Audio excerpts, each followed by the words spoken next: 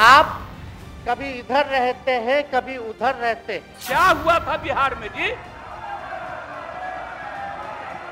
क्या होता था? लालू जी है और उनका खून मेरे अंदर, हम लालू जी का बेटा है।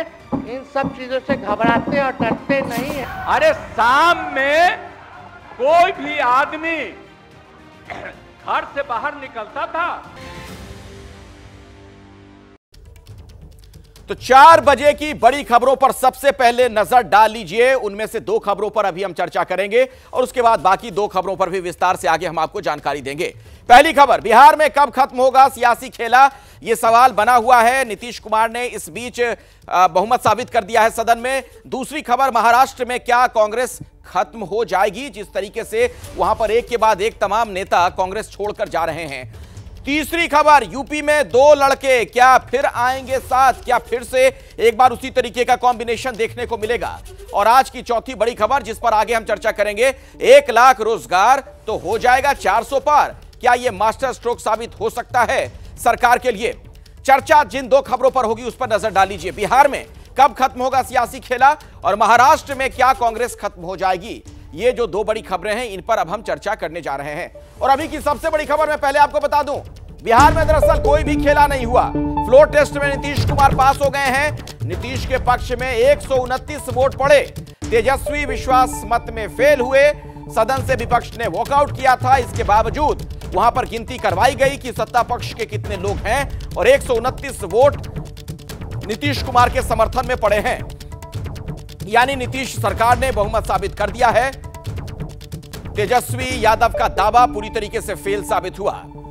और अभी की एक और बड़ी खबर, वोटिंग से पहले विपक्ष का वॉकआउट। सदन से बाहर निकले विपक्षी विधायक सरकार के खिलाफ वोटिंग में शामिल नहीं हुए। इसके बावजूद वहां पर वोटिंग हुई है और पक्ष में जो वोट डले वो 129। सरकार के खिलाफ वोटिंग में विपक्ष के लोग शामिल नहीं हुए। तमाम विधायकों ने वहां से वॉकआउट कर लिया। और आइए सीधे मैं आपको लिए चलता हूं पटना से। इस वक्त मेरे 2 सहयोगी मौजूद हैं, आप देख सकते हैं। अभिषेक उपाध्याय हमारे साथ मौजूद हैं, निधि भी हमारे साथ जुड़ गई हैं। अभिषेक, सबसे पहले आपके पास ही आना चाहूंगा। आज सुबह से इंतजार था पटना में कि क्या कोई खेला हो जाएगा, क्या कुछ और भी हो सकता है, लेकिन जो उम्मीद थी उसी के मुताबिक नीतीश सरकार ने बहुमत साबित कर दिया। बिल्कुल बहुमत साबित कर दिया। और बहुमत साबित करने के बीच में जो खेला वो बहुत इंपॉर्टेंट है। हमारे साथ जमा खान हैं, जेडीयू के कद्दावर नेता हैं। आप मुझे एक बात ये बताइए, ये जो खेला हो गया, कहा जा रहा था खेला उधर से होगा, खेला आप लोगों ने कर दिया। देखिए, ये हम लोगों को विश्वास था, हमारे नेता को विश्वास था। आपने देखा होगा ये तमाम अपने एमएलए को कहीं ना कहीं एकत्रित करके रखे हुए थे, एक तरह से बांध करके। ये हमारे नेता सबको छूट दिए थे क्योंकि हमारे नेता अपने काम पर उनको विश्वास है। उधर से 3 आपने क्यों तोड़े? आपको अपने पर विश्वास नहीं था क्या? नहीं तोड़े, हम नहीं तोड़े, वो लोग खुद आ गए। हृदय परिवर्तन हो गया अचानक ही काम देखकर, हमारे नेता का भाईचारा, मोहब्बत और काम देखकर। ये बताइए कि कांग्रेस तो पूरी 19 की 19, कांग्रेस में कोई टस से मस नहीं हुआ। कांग्रेस भी आने वाला है। क्या बात कर रहे हैं आप? आएगा, आप जल्द देख लीजिए, क्योंकि काम को देखकर नीतीश कांग्रेस आने वाला है। हम लोग न पैसा देते हैं, न लालच देते हैं, न रुपया देते हैं, कुछ नहीं। कांग्रेस में कितने आने वाले ये तो बता दीजिए। समय बता देगा। हम लोग बोलते नहीं है, करते हैं। वो लोग राज्यसभा का चुनाव सामने है, एकदम आगे देखिए। बड़ी खबर देख के जा रहे हैं आप हमको। आगे देखिएगा। ठीक है, देखिए जमा खान है, ये बड़ी बात कह रहे हैं, ये कांग्रेस भी साथ आएगा। और अभी राज्यसभा का चुनाव है। ये एक तरह का बहुत ही बोल्ड स्टेटमेंट उन्होंने दिया है। और ये इंडिकेशन है कि क्या क्या चल रहा है बिहार की राजनीति में। अभी 3 आए हैं आरजेडी के, जेडीयू और बीजेपी की तरफ। अखिलेश और जमा खान जो जेडीयू के विधायक हैं, पूर्व मंत्री हैं, वो कह रहे हैं अभी राज्यसभा चुनाव में कांग्रेस भी टूट करके आएगा। जी चलिए अभिषेक, मैं दोबारा भी आपके पास लौटूंगा, लेकिन उससे पहले अपने दर्शकों को बता दें, वोटिंग से पहले तेजस्वी यादव ने नीतीश पर निशाना साधा। तेजस्वी ने नीतीश को दशरथ खुद को बेटा कहा। तेजस्वी बोले, वनवास तो नहीं, जनता के बीच भेजा गया है।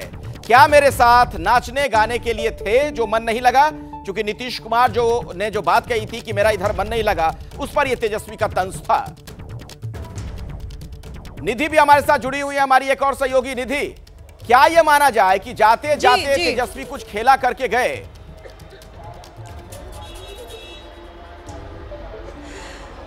देखिए, तेजस्वी को इस बात की भनक भी नहीं थी कि उनके साथ खेला हो जाएगा। वो अभी तक आश्वस्त थे, आज फ्लोर टेस्ट से पहले तक, कि वो ही खेला करेंगे, और अचानक ऐसा हुआ कि उनके 3 विधायक टूटकर सदन के अंदर और चले जाते हैं। ये तो 3 विधायक जिनको लेकर के उन्होंने उम्मीद नहीं की थी। अखिलेश मेरे साथ इस वक्त नितिन नवीन है, बीजेपी से विधायक है और पिछली सरकार में मंत्री भी थे। 8 PM to 8 AM ऐसा कौन सा आपने ऑपरेशन किया बीजेपी ने कि आरजेडी से लोग आपके पास टूटकर आ गए, गठबंधन के साथ आ गए, एनडीए के साथ? देखिए, तेजस्वी यादव को खेला खेलने का शौकीन था, तो उनको खेला खिलाया गया, और जिस प्रकार से अपने विधायकों को बंधक बना कर रखा हुआ था, विधायकों को जब मौका था उनको बेरोजगार बना कर रखा था, 8 डिपार्टमेंट अपने पास लेके बैठे हुए थे, तो विधायकों में रोष था और हमारे विधायकों पर डेरा डालने का प्रयास किए, तो उनको सबक सिखाया गया। जो परिवार के अंदर ही अपने कब्जा करने का काम किया हो, जो पार्टी के अंदर कब्जा करने का प्रयास किया हो, उनको आज उनके विधायकों ने जवाब दिया है। बीजेपी को भी डर तो लग रहा था, कल देर रात तक आप लोगों के खेमे में भी हलचल तो बहुत ज्यादा थी। एक चीज़ समझिए, जिस प्रकार से खेल खेल रहे थे, डर था या नहीं ये बता दें। मैं जिस प्रकार से विधायकों को प्रलोभन देने का, विधायकों को परेशान करने का, दबाव देकर जबरदस्ती बंधक बनाने का जो अराजकता का उनका स्वभाव रहा है, उनके पार्टी का, उनके परिवार का, उससे बचाने के लिए हम लोगों ने अपने विधायकों को एक टीम वर्क में एक साथ रखा था। लेकिन ये विश्वासघात किया है एनडीए ने, ये आरजेडी की तरफ से कहा जा रहा है कि अचानक से तोड़ करके ले आए। या आप खेला खेलने जा रहे थे, तो जब मैदान में उतरिएगा तो खेला केवल आपकी तरफ से होगा। आज तेजस्वी यादव ने कैसे तंज किया नीतीश कुमार पर सदन के अंदर जब उनका संबोधन हो रहा था। मोदी जी का गारंटी तो बहुत मजबूत वाला गारंटी है। ए मोदी जी के गारंटी वालों, क्या मोदी जी गारंटी लेंगे फिर से पलटेंगे कि नहीं पलटेंगे, जरा बता के दिखा दो। मुख्यमंत्री जी, आप हमको बेटा कहे हैं, हम चाहते हैं कि आप लंबी उम्र रहिए और जो सिलसिला आपने चलाया था उसको जरूर आगे चलाइए, उसमें हमारा समर्थन रहेगा। रोजगार बांटिए, नौकरी बांटिए, जो गांधी मैदान से आपने ऐलान किया था। लेकिन केकई को भी पहचानिए, कौन कौन केकई बैठा हुआ है आपके पास। हम लोग विचारधारा को मानने वाले लोग, हम लोग सिद्धांतवादी लोग हैं। एक जगह खड़े रहते हैं तो मजबूती के साथ खड़े रहते हैं, इधर उधर हम लोग नहीं करते हैं। तो भारत रत्न डील बना लिया, डील करने के लिए हमको वोट मिलेगा और डील कर लो, भारत रत्न दे देंगे, भारत रत्न दे देंगे, डील कर लो। सम्मान नहीं करते आप लोग, डीलिंग करते हैं, डीलिंग करते हैं। भाजपा के लोग सम्मान नहीं करते, डीलिंग करते हैं। और बिहार विधानसभा के बाहर से लगातार अभिषेक उपाध्याय मेरे वरिष्ठ सहयोगी जुड़े हुए हैं, अशोक चौधरी भी इस वक्त उनके साथ मौजूद हैं। अभिषेक, जरा उनसे बात करिए। जी बिल्कुल, अशोक चौधरी जी हमारे साथ हैं और बिल्कुल उनसे हम बात कर रहे हैं। अशोक जी, आपसे मैं लाइव बातचीत कर रहा हूं। मुझे एक बात ये बताइए कि आपके पास जो 3 आ गए, आरजेडी कोटे से जो 3 आ गए, उनकी जरूरत क्यों पड़ गई? वो ऑपरेशन क्यों किया आप लोगों ने? कोई ऑपरेशन हम लोग क्यों करेंगे operation? Why should we do the operation? अपने आप हृदय परिवर्तन हो गया उनका अचानक? और क्या, नीतीश जी का काम करने का तरीका ही ऐसा है कि अच्छे अच्छे लोग चले आते नीतीश जी के साथ, तो इसका मतलब इसमें और भी लोग आएंगे। हाँ, ये और भी आएंगे भविष्य? बिल्कुल। और कांग्रेस को इशारा कर रहे हैं क्या? नहीं, हम किसी पार्टी की तरफ इशारा नहीं कर रहे हैं। हम कह रहे हैं कि भविष्य में और भी लोग, जैसे आज 3 आ गए, भविष्य में और 5-7 आ जाएंगे, 10 आ जाएंगे। यादव ने बहुत तंज की है आज नीतीश कुमार पर, बहुत तंज। ठीक है, करना है। कुछ लोग बोलते हैं, कुछ लोग काम करते हैं, दोनों में फर्क है।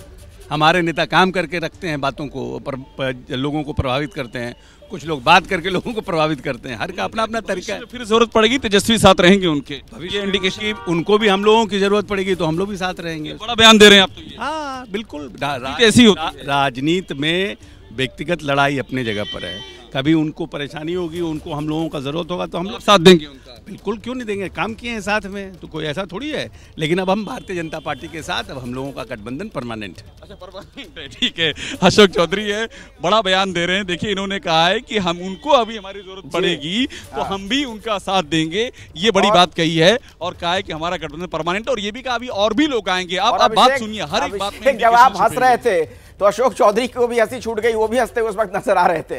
बहरहाल, मैं आप लोग के पास आऊं, लेकिन दर्शकों को एक और बड़ी खबर बता दें। तेजस्वी यादव के पलटवार के बाद नीतीश भी आरजेडी पर बरसे हैं। समाज के हर तबके के लिए काम किया नीतीश ने। नीतीश कुमार ने कहा कि हमेशा के लिए इधर आए हैं। हिंदू मुस्लिम झगड़े का भी जिक्र उन्होंने किया।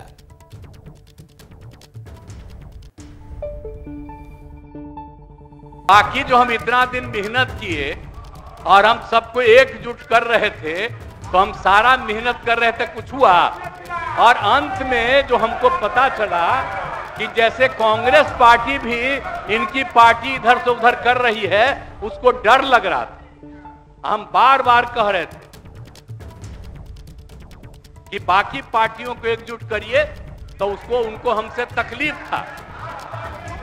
हमको पता चला कि इनके पिताजी भी उधर साथ थे। और आइए फिर से मैं निधि का रुख करूंगा। मेरी एक और सहयोगी लगातार हमारे साथ जुड़ी हुई हैं और तमाम बड़ी खबरें वहां से आप तक पहुंचा रही हैं आज सुबह से ही। निधि, क्या यह माना जाए कि बिहार का यह सियासी बवंडर अब थम गया या कुछ अभी भी गुंजाइश है, कुछ खेला और भी हो सकता है?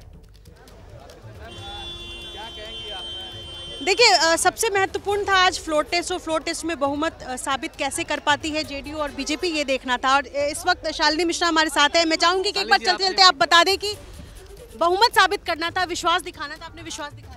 विश्वास, प्रचंड विश्वास दिखाया, और मैं पूरी तरह से आश्वस्त थी कि 128 नहीं 128 से ज़्यादा वोट्स हमें मिलेंगे विश्वास मत के पक्ष में, और वही हुआ। बहुत धन्यवाद देना चाहती हूँ पूरे एनडीए गठबंधन के साथियों को, जो नए साथी हमारे साथ जुड़े उनको भी बहुत धन्यवाद देना चाहती हूँ, और खास करके बिहार की जनता को, जो विकास की गति धीमी हुई थी वो विकास की गति फिर से और तेज हो जाएगी, उसके लिए जी। महाराष्ट्र से कांग्रेस के लिए एक बहुत बुरी खबर आज आई है। अशोक चौहान ने कांग्रेस पार्टी से किनारा कर लिया। अशोक चौहान ने विधायक पद से इस्तीफा दे दिया है। दरअसल बीजेपी से राज्यसभा वो जा सकते हैं, इस तरीके के कयास लगाए जा रहे हैं। महाराष्ट्र के मुख्यमंत्री रह चुके हैं अशोक चौहान। उन्होंने कहा हालांकि कि कहीं शामिल होने का फैसला नहीं किया है। पार्टी के असेंबली के मेंबरशिप से मेरी लेजिस्लेचर, मैं कांग्रेस पार्टी से चुनकर आया हूं एज ए एमएलए। वो सदस्यत्व का एमएलए के मैंने आज इस्तीफा स्पीकर के पास मिलकर सौंप दिया है। कांग्रेस वर्किंग कमेटी, कांग्रेस की प्राइमरी मेंबरशिप और हमारे जो लेजिस्लेचर पार्टी है उसका भी इस्तीफा मैंने आज पार्टी को सुपुर्द किया है। इसलिए मैंने आज पूरी तरीके से कांग्रेस पार्टी से मेरा जो भी इन्वॉल्वमेंट था वो क्यों मजबूर होना पड़ा? कोई मजबूरी की कोई। अशोक चौहान जैसे नेता, पुराने नेता, दिग्गज नेता, मुख्यमंत्री रहे, उनका यूं कांग्रेस का दामन छोड़कर जाना कितना बड़ा झटका है पार्टी के लिए। महाराष्ट्र की सियासत में भूचाल लाने वाली आज एक खबर आई है और उससे एक सवाल खड़ा हो गया कि महाराष्ट्र में क्या कांग्रेस अब दम तोड़ती हुई नजर आ रही है। तीसरा झटका देखिए कांग्रेस को कैसे लगा। अशोक चौहान के तौर पर क्या वो बीजेपी में शामिल हो जाएंगे, ये एक बड़ा सवाल बना हुआ है। इसके पहले मिलिंद देवड़ा से लेकर बाबा सिद्दीकी तक कांग्रेस का साथ छोड़ चुके हैं और अब एक ऐसे नेता ने कांग्रेस का साथ छोड़ दिया जो कि मुख्यमंत्री तक सूबे का रहा, कांग्रेस का चेहरा वहां पर रहा, बड़ा नेता। तो क्या ये कांग्रेस के लिए बहुत बड़ा झटका है? आइए सीधे मैं आपको कृष्णा ठाकुर के पास लिए चलता हूं। मुंबई से हमारे साथ हमारे सहयोगी जुड़ गए हैं। कृष्णा, अशोक चौहान का यूं जाना आखिर ये कैसे हुआ, क्यों हुआ, क्या और पता चल पा रहा है? देखिए, लोकसभा चुनाव से पहले और राहुल गांधी के न्याय यात्रा से पहले महाराष्ट्र कांग्रेस को 3 बड़े झटके लग चुके हैं। बीते 1 महीने में महाराष्ट्र कांग्रेस के 3 बड़े नेताओं ने कांग्रेस का दामन छोड़ा है। सबसे पहले इसकी शुरुआत मिलिंद देवड़ा से हुई। सांसद रह चुके हैं, पूर्व सांसद, पूर्व केंद्रीय मंत्री रह चुके हैं। उसके बाद बाबा सिद्दीकी ने दामन छोड़ा कांग्रेस का, और आज जो महाराष्ट्र कांग्रेस के सबसे अहम रीढ़ की हड्डी माने जाते हैं अशोक चौहान, उन्होंने कांग्रेस पार्टी का साथ छोड़ दिया है। और ये कहते हुए छोड़ा है कि अभी तक उन्होंने कोई फैसला तो नहीं लिया है, लेकिन कयास ये लगाया जा रहा है कि वो जल्द ही बीजेपी का दामन थाम सकते हैं, और बीजेपी अगर वो ऐसा करते हैं तो बीजेपी उन्हें अपने कोटे से राज्यसभा भेज सकती है। आप ये पूछ रहे थे कि अशोक चौहान का पार्टी को छोड़ना कांग्रेस पार्टी के लिए कितना जो है बड़ा नुकसान है, तो आप इसको इस बात से समझिए कि 2014 में जब आपको याद होगा कि पूरे देश भर में मोदी लहर थी, उस वक्त भी अशोक चौहान एकमात्र ऐसे नेता थे जो वो नांदेड़ से चुन के आए थे और वो पार्टी में अपनी अच्छी खासी पैठ रखते हैं। बताया ये भी जा रहा है कि अशोक चौहान के पार्टी छोड़ने से कम कांग्रेस के 10 से 12 विधायक जो है वो पार्टी छोड़ सकते हैं, और इसकी शुरुआत भी जो है वो हो गई है। अब से कुछ ही देर पहले हमने देखा कि कांग्रेस के एक पूर्व विधायक हैं अमर राजूकर, उन्होंने पार्टी छोड़ दी है, और एक के बाद एक अब ये कहा जा रहा है कि 10 से 12 कम से कम विधायक उनको छोड़ सकते हैं, कांग्रेस पार्टी छोड़ सकते हैं और वो अशोक चौहान के साथ शामिल हो सकते हैं। हालांकि अशोक चौहान, मैं आऊंगा आपके पास, आगे हम बात करेंगे, लेकिन दर्शकों को बता दें कि दरअसल एक और बड़ी खबर है, कांग्रेस में बड़ी फूट डल सकती है। बीजेपी बताया जाता है कि ऐसी तैयारी में है। महाराष्ट्र कांग्रेस के 10 से 12 विधायक संपर्क में हैं। बीजेपी के सूत्रों के हवाले से एक बड़ी जानकारी निकलकर सामने आ रही है। बीजेपी से कांग्रेस विधायकों की बातचीत जारी है। तो महाराष्ट्र की सियासत में भूचाल वाली खबर। बड़ा सवाल है कि आखिर महाराष्ट्र में बीजेपी का प्लान क्या है, वो मैं आपको समझाता हूं। इस प्लान को जरा गौर से समझिए। ये जो पूरा घटनाक्रम आप देख रहे हैं, राज्यसभा की सीटें इसके पीछे एक बड़ी वजह के तौर पर देखी जा रही हैं। कुल राज्यसभा की 6 सीटें बीजेपी के खाते में, 3 कांग्रेस 1, एनसीपी 1, शिवसेना 1। अब आप समझिए प्लान नंबर 1 क्या नजर आ रहा है बीजेपी का। कांग्रेस के 41 विधायकों की संख्या बल को तोड़ना ताकि वो सीट भी बीजेपी झटक सके। सुनील केदार, जिशान सिद्दीकी को वोट में शामिल ना होने देना, यह प्लान नंबर 2 के तौर पर स्थिति नजर आ रही है। प्लान नंबर 3 की बात की जाए तो अजीत और शिंदे की पार्टी के विधायकों को व्हिप जारी करेगी। ये एक और बड़ी जानकारी निकलकर सामने आ रही है। यानी ये अलग अलग प्लान्स नजर आ रहे हैं राज्यसभा की सीटों को लेकर बीजेपी की रणनीति। प्लान नंबर 4, बीजेपी की टिकट पर ही चौथा उम्मीदवार खड़ा होगा। तो आप समझिए कैसे बीजेपी का यह पूरा खेल नजर आ रहा है ताकि ज्यादा से ज्यादा राज्यसभा की सीटें बीजेपी के खाते में जाए। यह कैसे मुमकिन होगा, इसकी पेचीदगियों को समझाएंगे आपको मेरे वरिष्ठ सहयोगी आशीष सिंह हमारे साथ मौजूद हैं। आशीष, देखिए, निश्चित तौर पर बीजेपी कहीं ना कहीं चाहती है कि जो उनके छठा उम्मीदवार हो उनको वो राज्यसभा चुनाव जिता सकें। और अगर आंकड़ों में 10 से 12 विधायक टूट करके कांग्रेस से इस खेमे में आ जाते हैं तो वो काम बड़ा सिंपल गणित है, कांग्रेस माफ कीजिएगा बीजेपी के लिए बड़ा आसान हो सकता है। और इसीलिए अखिलेश देखिए आर्ग्यूमेंट ये है कि संभव है कि वो अशोक चौहान को राज्यसभा दे सकते हैं। हालांकि मेरी जानकारी ये कहती है कि अगर उनको राज्यसभा नहीं दिया जाता है तो भी स्टेट कैबिनेट में सरकार में कैबिनेट मंत्री का दर्जा दिया जाएगा, जो अभी तक के निगोशिएशंस अशोक चौहान और बीजेपी के बीच में चल रहे हैं। हालांकि उसका खुलासा उन्होंने आज नहीं किया, लेकिन संभव है कि अगले एक आध रोज में वो ये बड़ा फैसला ले सकते हैं। खुद उन्होंने कहा है कि कल तक संभव है पिक्चर क्लियर हो जाएगी और कांग्रेस को एक बहुत बड़ा झटका लगेगा। या आप बिल्कुल ठीक कह रहे हैं कि पूरी गुंजाइश है कि उनके साथ नंबर ऑफ एमएलएस, कई विधायक टूट करके अशोक चौहान के साथ बीजेपी का दामन थाम लें। और चौहान के इस्तीफे पर अटैकिंग मोड में बीजेपी नजर आ रही है। डिप्टी सीएम फडणवीस का कांग्रेस पर निशाना। देवेंद्र फडणवीस ने कहा कि आगे आगे देखिए होता है क्या। चौहान के बीजेपी में शामिल होने का एक इशारा इसे माना जा सकता है।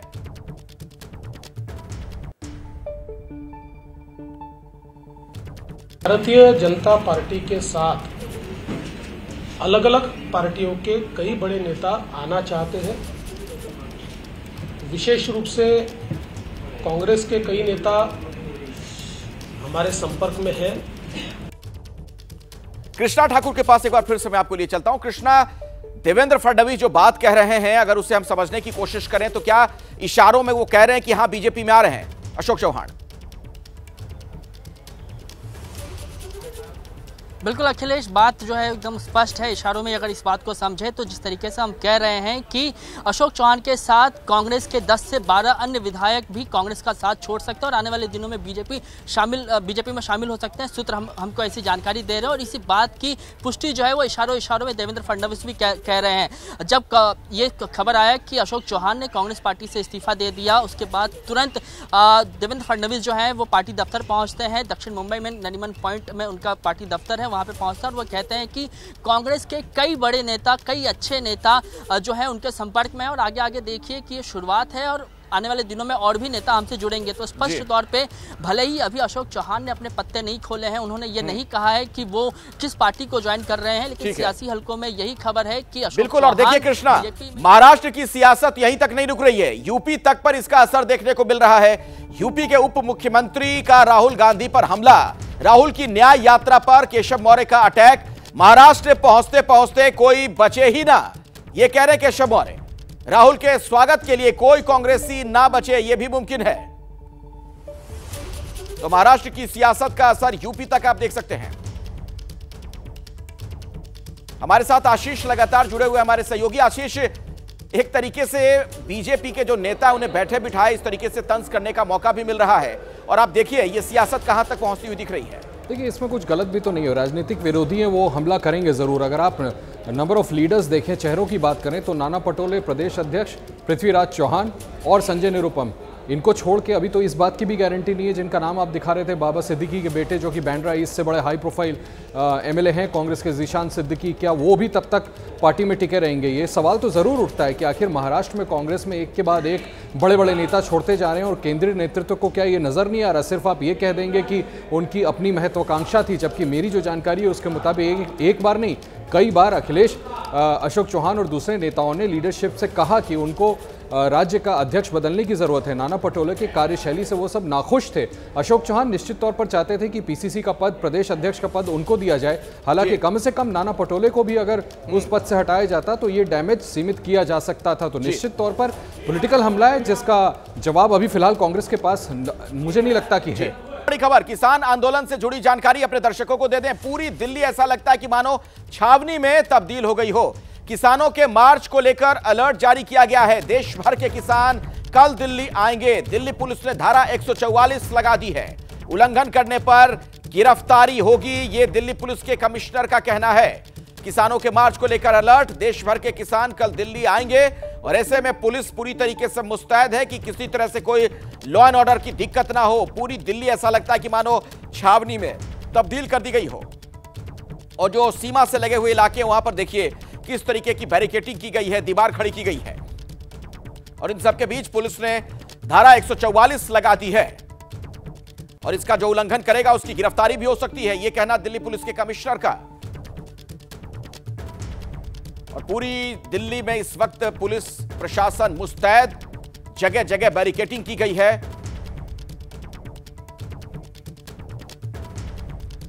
और रिया इस वक्त हमारे साथ टेकरी बॉर्डर से हमारी सहयोगी जुड़ गई हैं। वहां पर आप क्या देख पा रही हैं रिया, क्या स्थिति अभी है?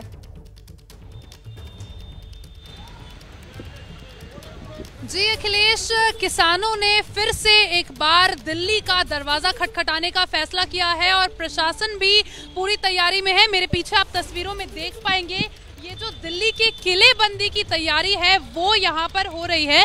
ये दिल्ली का टीकरी बॉर्डर है और रोहतक और बहादुरगढ़ से ये जो रास्ता है दिल्ली की तरफ आ रहा है और यहाँ पर आप देख पाएंगे कई लेस की बैरिकेडिंग की तैयारी जिसमें कंक्रीट के बोल्डर्स इस वक्त लगाए जा रहे हैं। तो ये एक कंक्रीट की दीवार यहाँ पर खड़ी की जा रही है और ऊपर ही आप साथ ही साथ देख पाएंगे यहाँ पर एक कैमरा और एक स्पीकर सिस्टम इंस्टॉल किया गया है। ये अभी लगाया गया है।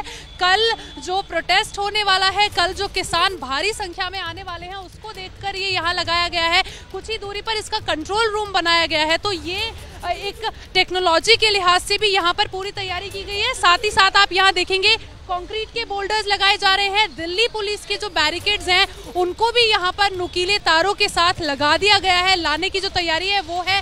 साथ ही साथ कंटेनर्स भी यहाँ लाए जा रहे हैं। तो काफी हलचल इस वक्त बॉर्डर्स पर आपको नजर आएगी। और ये जो तस्वीरें हैं दिल्ली के टीकरी बॉर्डर की हैं, जैसा कि मैंने आपको बताया बहादुरगढ़ से ये आता है और यहाँ पर किस तरीके की तैयारी हो रही है आप देखिए। मैं दोबारा आपके पास लौटूंगा और ज्यादा वहां से हम जानकारी दर्शकों तक पहुंचाएंगे, लेकिन अपने दर्शकों को यह भी बता दें कि दिल्ली के साथ साथ नोएडा में भी अलर्ट। चिल्ला और डीएनडी बॉर्डर पर निगरानी बढ़ा दी गई है। दिल्ली जाने वाले कमर्शियल वाहन रोके जाएंगे। 26 किसान संगठन ने दिल्ली कूच का ऐलान किया है। किसानों का 16 फरवरी को भारत बंद का आह्वान है। इसी खबर पर और ज्यादा जानकारी आप तक पहुंचाएंगी मेरी सहयोगी मदीहा जुड़ गई है। मदीहा, इसके पहले जो किसान आंदोलन हुआ, क्या उसी तरह की तस्वीर इस बार भी नजर आ रही है? कितने संगठन इस बार हिस्सा ले रहे हैं और क्या कुछ पता चल पा रहा है?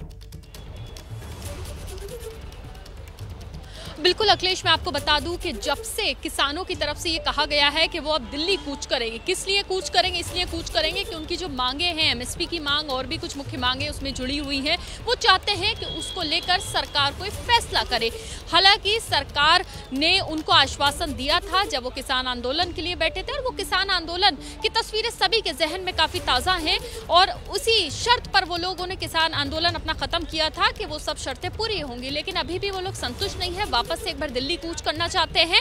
अब जबकि दिल्ली वापस आना चाहते हैं तो शासन प्रशासन को कहीं ना कहीं ये डर जरूर है कि ऐसा ना हो ये आंदोलन फिर एक बड़ा आंदोलन बन जाए, फिर वो काफ़ी दिन तक ये आंदोलन चलता रहे और जो माहौल है इलाके का वो भी ख़राब ना हो, इसीलिए जो बॉर्डर है वहाँ पर सिक्योरिटी के साथ साथ किस तरह की खास तैयारी है मैं दिखा देती हूँ। गाजीपुर बॉर्डर पर इस वक्त मेरी मौजूदगी है और ये रोड जो है जहाँ पर मैं इस वक्त मौजूद हूँ ये यूपी की तरफ से आता है और यहाँ पर क्या तस्वीर है वो तस्वीर देखना बहुत महत्वपूर्ण है। मैं चाहूंगी मेरे कैमरा पर्सन जरा इस तरफ दिखाएं कि एक पक्की सीमेंट की दीवार जो है वो बना दी गई है। बिल्कुल मदीहा, ऐसा लग रहा है कि मानो किलेबंदी कर दी गई है। बहुत बहुत शुक्रिया फिलहाल इस जानकारी के लिए आपका। रिया भी हमारे साथ मौजूद थी, कृष्णा भी थे और आशीष, आप लोगों का भी बहुत बहुत धन्यवाद, शुक्रिया दर्शकों तक ये तमाम जानकारियां पहुंचाने के लिए।